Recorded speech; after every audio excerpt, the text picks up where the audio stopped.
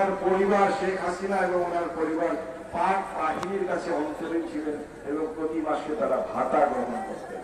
ওই শেখ হাসিনার যে সন্তান সজীবদের জয়, তারও জন্ম হয়েছিল ওই পাক বাহিনীর অধীনে থাকা অবস্থায় ভাতা গ্রহণ করে সিএমএইচে ঢাকায়। তো আপনি বলেন, আর জিয়াউর রহমান সাহেব তখন যুদ্ধ ঘোষণা করেছেন কালুরঘাট বেতার কেন্দ্র থেকে। বেগম খালেদা জিয়াকে রেখে তখন ওনার ছোট সন্তান কোকর মাত্র অল্প 1 বছর বা 1.5 বছর বয়স, ওনাকে যেখানে রেখে দিয়েছেন সেই বিল্ডিং এ পর্যন্ত বোমা পড়েছিল।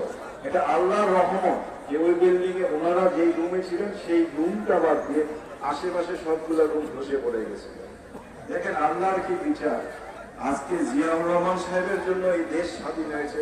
1975 সালে এদেশে যখন গণতন্ত্র ধ্বংস করে দিয়েছিল, এদেশে আওয়ামী লীগ ধ্বংস হয়ে গেছিল, আওয়ামী লীগ নিষিদ্ধ হয়েছিল।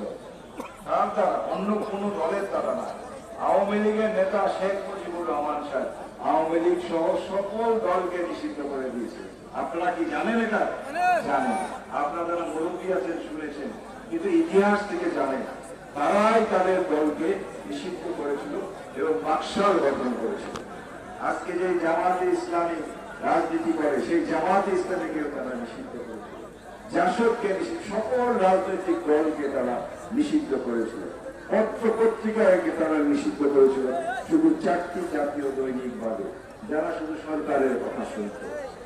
জিয়াউর রহমান সাহেব সেটার থেকে আমাদের দেশকে বহুদলীয় গণতন্ত্রের মধ্যে ফিরিয়ে নিয়েছে।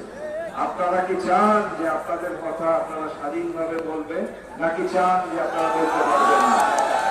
গত 16 বছর আপনারা স্বাধীনভাবে আমরা মত প্রকাশ করতে পারিনি, আমরা স্বাধীনভাবে চলতে পারি নাই। আমরা একজন নামাজি হলে দাড়ি টুপি রাখলে আমাদের কিছু মামলা হয়েছে, আমাদেরকে বিভিন্ন অপবাদ দিয়েছে। এদেশের বেশিরভাগ মানুষ ধার্মিক এবং মুসলিম ধর্মভীরু, তাই বলে তারা ধর্মান্ধ নয়। আমরা ধর্মান্ধ মুসলমান নয়, আমরা ইসলামের নামে কোনো রাজনীতি করি না।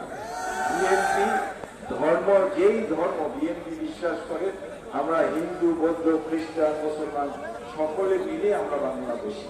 এটা এই যে তারেক রহমান সাহেব যে 31 দফা দিয়েছেন, সেই 31 দফার একটি দফা, কিন্তু সেখানে উনি বলছেন যে ধর্ম যার যার, রাষ্ট্র আমাদের সবার।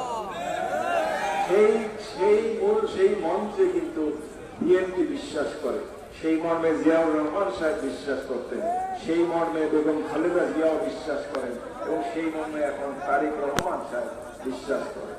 দেখেন যে অত্যাচার, যে নিপীড়নের মধ্যে দিয়ে গত 16টা বছর বিএনপি এবং বিএনপির অঙ্গ সংগঠনের বা বিএনপির সহযোগী যারা দল ছিলেন তারা গিয়েছেন, সেই 16 বছরে তারেক রহমান সাহেব নিজে শারীরিকভাবে অত্যাচারিত হওয়ার পরেও উনি বিদেশে বসে এই দলকে যেভাবে সংগঠিত করেছেন, এটা অচিন্তনীয়।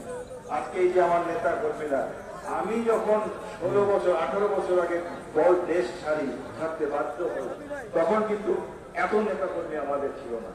তখন আমার খুঁজে আমাদেরকে লোক আসে, হয়তো বা এই স্টেজে যতজনকে দেখছেন এর ভিতরে অল্প কয়েকজন তখন বিএনপি করতে।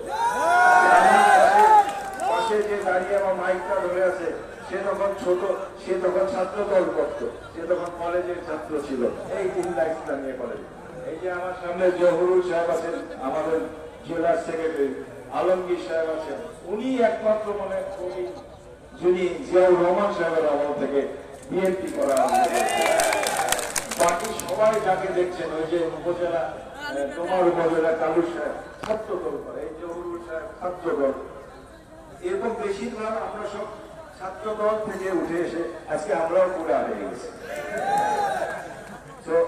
কিন্তু বিএনপি আস্তে আস্তে ম্যাচিওর হয়েছে, এটাকে ম্যাচিওর করতে, এটাকে শক্তিশালী করতে, সাংগঠনিক শক্তি দিতে, ওয়ার্ডে ওয়ার্ডে গ্রামে পৌঁছে দিতে যে এই কাজটা করেছেন রাত দিন কেটে, সেটা হলো জনাব